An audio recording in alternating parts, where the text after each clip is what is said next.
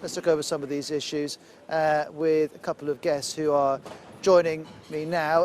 Thank you to the both of you for coming. Laura, first of all, just tell us about your organisation and where it fits into the Brexit equation. So I'm from the campaign group called British in Europe, which is a citizens' rights organisation, and we are campaigning to protect the rights of the 1.3 million British citizens or UK nationals who have chosen to live and work and perhaps retire and study in another EU member state. And Frederic, I guess, ties in with some of your concerns representing younger people in Europe. Yes, absolutely. We're trying to be the voice of young people in Europe.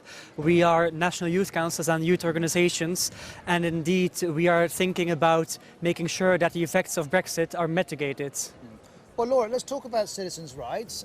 In the transition period, at least till the end of 2020, they look like they're completely protected. Yes, is that satisfactory for you? Well, it's only until the end of next year. I mean, what's important, as you say, is to reassure people that nothing is going to change on Saturday morning if you're a British person living on the continent. However, after 2020, we have some serious reservations about what's going to happen next. And our main concern is that because we're losing free movement and it's cross-border working rights, this is going to make life much harder for people who happen to live and work. And that's because 80% of us are working age or younger, contrary to the popular stereotype. And a lot of us have built our lives and provide for our families by using our free movement rights and our cross-border working and also getting our qualifications recognised across Europe. So, of course, I understand that a lot of people's lives are based on those principles and the ability to do that, but the UK people voted to restrict freedom of movement. It was one of the main drivers of the Brexit vote. So how do you square, both of you really, your desire to maintain citizens' rights, maintain a certain way of living, but respect the democratic choice of the UK?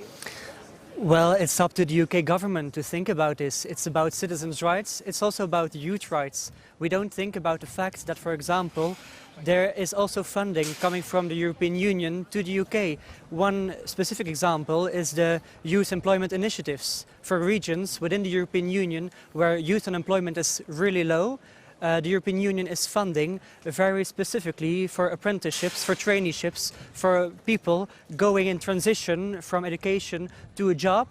And there is no guarantee that this will be still after the UK is leaving the EU.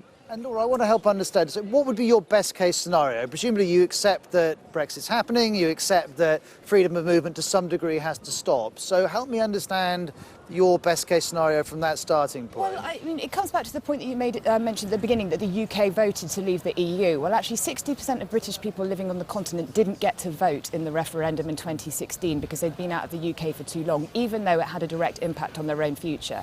And both Vote Leave, then the UK and the EU promised that we would be able to carry on our lives exactly as before Brexit. And you have a moral obligation to do that if you have power over people and you're not going to let them vote. So what we want to see happen is that in the future relationship negotiations, we want to see free movement and cross-border working reprioritised and given back to us, because it's absolutely disgraceful that we've been negotiated into this position without any kind of say. That may come when a trade deal and a future relationship is formed. It might. I mean, we're quite sceptical about it because all the signals that we've been getting from the UK suggest that they want to move as far away from possible as free movement as they can and have a points-based system. But in our case, we're asking that we're a discrete group. We were promised our rights would be protected. We didn't get the chance to vote, and it's really important that people do get to carry on their lives as before so that they can provide for their families. Laura and Frederic, thank you very much.